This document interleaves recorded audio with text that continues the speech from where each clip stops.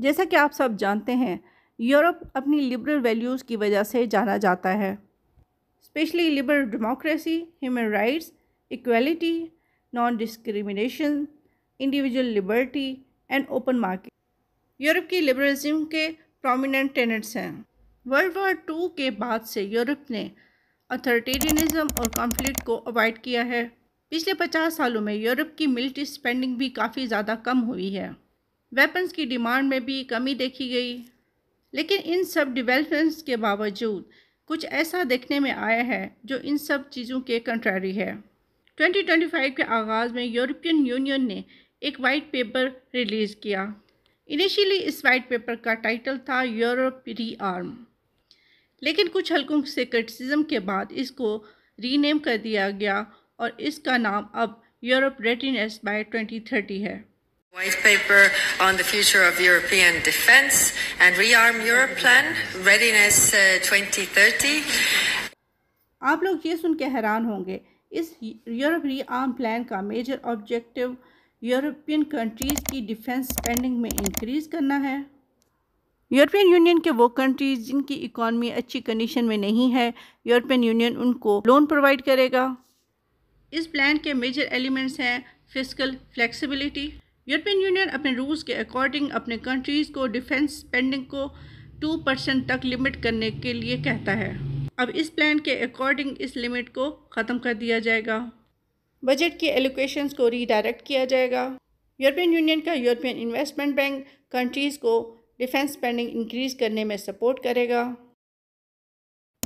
Europe अपने इस रीआर्म project के लिए जियोपॉलिटिकल टेंशन को मेजर रीज़न करार देता है।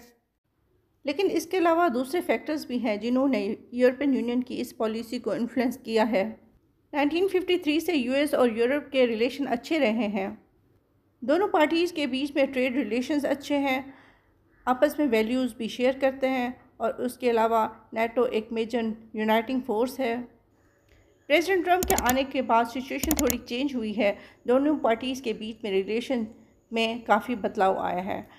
प्रेसिडेंट ट्रंप की अमेरिका फर्स्ट पॉलिसी ने इन रिलेशंस को काफ़ी इन्फ्लुएंस किया है। प्रेसिडेंट ट्रंप की यूक्रेन के इशू पे इंडिविजुअल पॉलिसी ने भी यूरोपियन कंट्रीज़ को काफ़ी ऑफेंड किया है। इसके अलावा यूरोप प्रेसिडेंट ट्रंप की टैरिफ वार से भी नहीं बच पाया।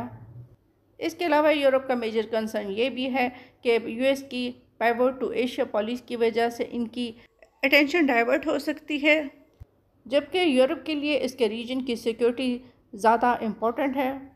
यूएस एडमिनिस्ट्रेशन की नेटो की डिफेंस स्पेंडिंग में इंक्रीज़ की डिमांड ने भी यूरोप को परेशान कर दिया है। इन फैक्टर्स के अलावा यूरोपियन कंट्रीज़ की अपनी पॉलिटिकल विल भी है कि वो अपनी डिफेंस बजट को इंक्रीज़ करें, क्योंकि करंट जियोपॉलिटिकल एनवायरनमेंट में वो लोग पीछे नहीं रहना चाहते। एआई की वजह से करंट कटिंग एज टेक्नोलॉजीज़ की एडवांसमेंट की वजह से यूरोपियन कंट्रीज़ अपने आप को पीछे नहीं देखना चाहते, ना ही किसी पे डिपेंड करना चाहते हैं। वो अपनी इंडिपेंडेंस और ऑटोनोमस डिफेंस सिस्टम चाहते हैं। जैसे कि मैंने कहा कि पॉलिटिकल विल एक इम्पॉर्टेंट फैक्टर है इस कदम की तरफ। तो यहाँ मैं एग्जांपल दूँ कि पोलैंड की। रशिया की यूक्रेन इन्वेजन ने इंटरनेशनल पॉलिटिकल आर्डर को इनवैलिडेट कर दिया है। पोलैंड रशिया के नेबरिंग कंट्री यानी कि बेलारूस के साथ बॉर्डर शेयर करता है।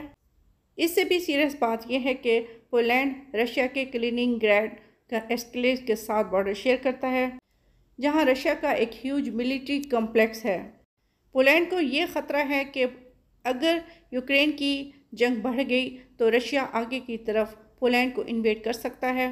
पोलैंड के इस फियर की वजह हिस्टोरिकल ट्रॉमा है, क्योंकि वर्ल्ड वार टू में सोवियत यूनियन ने पोलैंड को इन्वेड किया था। इसीलिए पोलैंड नहीं चाहता कि हिस्ट्री रिपीट हो। इसके साथ साथ जर्मनी में भी डेकेड ओल्ड पैसिफिज्म का अख्ताम होने जा रहा है। जर्मनी के चांसलर शोल्स ने इस शिफ्ट को ज़ेटनवेंडो के नाम से एसोसिएट किया है। इसी तरह से फ्रांस भी अपने आप को यूरोप में मिलिट्री लीडर मानता है, जिसका मतलब है टर्निंग पॉइंट। यूएस, रशिया और चाइना पूरी दुनिया में टॉप आर्म प्रोड्यूसिंग कंट्रीज़ हैं। सिक्योरिटी की इंश्योरेंस के साथ साथ ये कंट्रीज़ इस डिफेंस इंडस्ट्री से बहुत ज़्यादा मुनाफा भी कमा रहे हैं। जैसे कि ओवरऑल पूरी वर्ल्ड में इकॉनमी की कंडीशन अच्छी नहीं है, तो ये फैक्टर भी हो सकता है कि यूरोप इस इंडस्ट्री से प्रॉफिट लेना चाह रहा हो।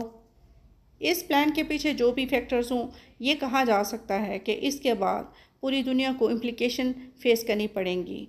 हम एनालाइज करेंगे कि इसकी मेजर इम्प्लिकेशंस कौन सी हो सकती हैं। यूरोप के लिए इसकी पॉजिटिव इम्प्लिकेशन ये हो सकती है कि उसका जियोपॉलिटिकल इन्फ्लुएंस इम्प्रूव होगा। वो दुनिया में यूएस पे डिपेंडेंट नहीं करेगा, बल्कि उसकी एक इंडिपेंडेंट पॉलिसी हो सकती है। डिफेंस स्पेंडिंग के इंक्रीज़ की वजह से बजट डाइवर्जन होगी। सोशल वेलफेयर के प्रोजेक्ट्स की तरफ से अमाउंट हटा दी जाएंगी, जिसका ह्यूमन सिक्योरिटी पे इम्पेक्ट होगा। डिफेंस इंडस्ट्री का कंपटीशन में इंक्रीज़ तो ओबियस है।